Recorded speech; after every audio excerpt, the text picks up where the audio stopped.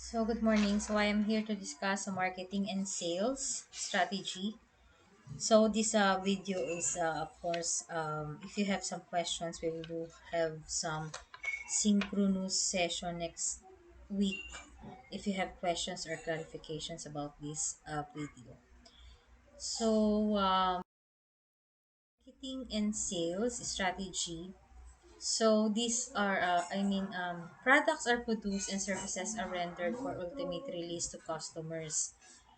So, therefore, there is a need to market this merchandise to interested buyers. Kasi we need to convert all our efforts into sales and eventually it will become an income to the company. So, companies can adopt different modes of marketing to attract and sell to customers. They can study the unique purchasing patterns of buyers and determine what will translate their desire for the products into actual purchase.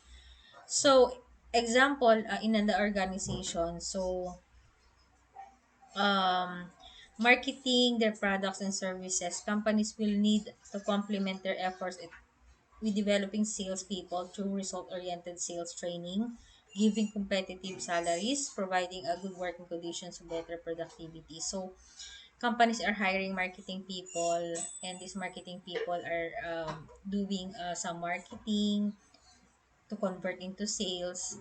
And of course, giving them a competitive salaries will help them to become more productive. So, growth strategies.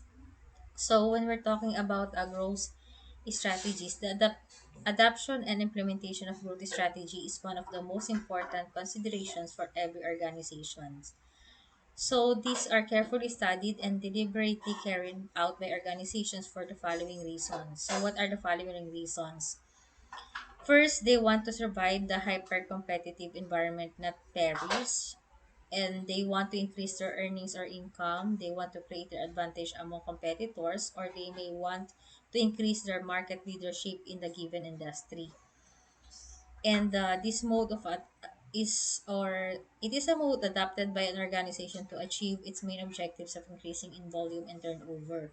It can be internal or integrative. So, meaning to say, growth strategies is actually the main objective of this strategy is to continue for the organization to continue to grow and to maintain their market share, and of course para magtagal sila sa market or sa industry, they need to have this growth strategy. So sabi dito, internal or integrative. So talking about internal growth strategies. So, these are the approaches adopted within the company. So, internal meaning within the company. So, these broad growth strategies can be in any of the following. So, ito yung mga market penetration, market development, product development, and diversification. So, when we're talking about market penetration, ang example nito is you have to penetrate the market. So, ibig sabihin, is suggest for an organization to increase its growth, market penetration can be actualized by selling more of its current products or services to its current customers or buyers. It is the less risky for the company to pursue. So, ibig sabihin, you are selling more of your products to your existing or to your current customers. So, ibig sabihin, pag sinabing na-penetrate mo na ang market, those customers that you are serving are actually loyal to your company. Pag sinabi naman nating market development is a process where the company can sell more of its current products by seeking and tapping new markets. It is little more challenging. So, pag sinabi nating market development, you are actually you sell more to your current products and you are looking for another new markets or another potential customers. So, yung mga hindi nyo pa customers ay tinatarget nyo na matap and to become your customers din. Okay? So, you are developing actually the market. Dinidevelop mo siya that eventually this market will become yours. And when we're talking about a product development, it is an internal growth strategy where the company sells new products to an existing market. In this strategy, there is a need for the organization to be more creative in coming up with differentiated products and services. So the products or services need not be new in its truest essence, but instead may be results of product service enhancements, redesign, or invention. So you are actually you have your existing product, but you tend to develop a new product to offer to the market. Okay, so for example, you are actually selling a soaps, and what is ano ba yung mga related sa inyong product. So if you are using soap for bathing, for taking a bath, of course, ang kapartner niyan is shampoo. So ang example nun is kung ang ginagawa nyo lang ay soap, bath soap, you will create a shampoo. So that is example of the product development. Okay? When we're talking about diversification, pag sinabi natin diversification, this is unrelated product. Okay? So, kung yung example ko kanina that you are producing a soap for as a consumer product, so, and you have a shampoo, and then, pag sinabi natin diversification, hindi siya related. Okay? So, for example, you are actually creating a dishwashing liquid. Okay? So, yun yung diversification. It is not related on your current product that you are offering to the market. So, ito ginagawa ito ng mga company in diversification in order for their products to become differentiated at para mas madami silang ma-reach na market. So, now let's proceed with the competitive strategies. So, competitive strategies, organizations cannot avoid the permitting competition existing in the business environment. Thus, competitive strategies are designed to deal with the so-called reality hyper-competition. So, ito kasing competitive strategies, it is actually long-term action plans prepared with the end goal or directing how an organization will survive and compete. Okay? So, these strategies are formulated to help organizations gain competitive advantage after evaluating and comparing their strengths and weaknesses against their competitors. Competition comes in distinctive forms. So, kasi, in competitive strategies, you have to take look of your competitors. Diba? So, and in planning, you have to make sure that you are keep an eye to your competitors. So, alam niyo naman yung competitors. Competitors are actually those companies that are offering the same products and services as your company. Okay, so pag sinabi natin, you have to take an eye to your competitors. Kailangan alam niyo yung mga galaw ng inyong mga competitors. And we have here the types of competitive strategies, the low-cost leadership strategies. So actually, we have five. Low-cost leadership strategy, broad differentiation strategy, best cost provider strategy, focus market niche, lower cost strategy, focus market niche, differentiation strategy. So let's go first with the low-cost leadership strategy. So the example of this is you are actually offering the lowest possible cost of the product in the market. So the objective of this is to offer products and services at the lowest possible in the industry. The strategy is implemented when the organization makes every effort to the most effective, if it's an overall low-cost provider of service or product. So you are lowering the cost, or you are lowering your price compared to your competitors. When we say a broad differentiation strategy, the objective of this is to provide variety of products and or services features that competitors do not offer or not able to offer to consumers. So, ibig sabihin, kung ano yung mga hindi na-offer ng inyong competitors, yun naman yung inyong i-offer. Okay? So, ibig sabihin, your product is a differentiated products because hindi siya kayang i-offer ng inyong competitors. Like for example, yung ating Joy. 'Di ba? Joy is an example of a consumer product. So, broad strategy and Joy. And ang nangyayari doon is they are offering different variants of joy. Like for example, if you want an antibacterial dishwashing liquid, so meron tayong tinatawag na joy safeguard. And if you have a sensitive hands, we have a joy olay. Okay? So ibig sabihin yung differentiation ng joy compared to the other dishwashing liquid is broad. Okay. Best cost provider strategy. This strategy is a combination of the low cost is leadership and broad differentiation strategies. This is the combination of those two strategies that I mentioned. It is implemented when the organization gives the customers more value for money by emphasizing both low cost products services with unique features. The end goal is keeping its customers. Okay, so it's a combinations. Your the price of your products is lower, but of course, you have a very good differentiation products, or you have a different variants of your product.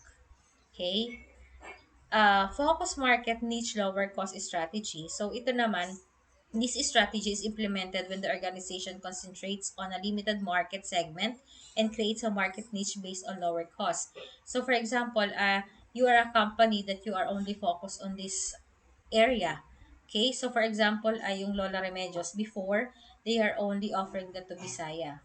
So yun yung market niche lower cost nila. So, dun lang sila nakafocus. But nowadays, they are offering this product to different, parang sa Luzon, meron na rin. Meron na rin tayo sa Mindanao. Okay? That is an example.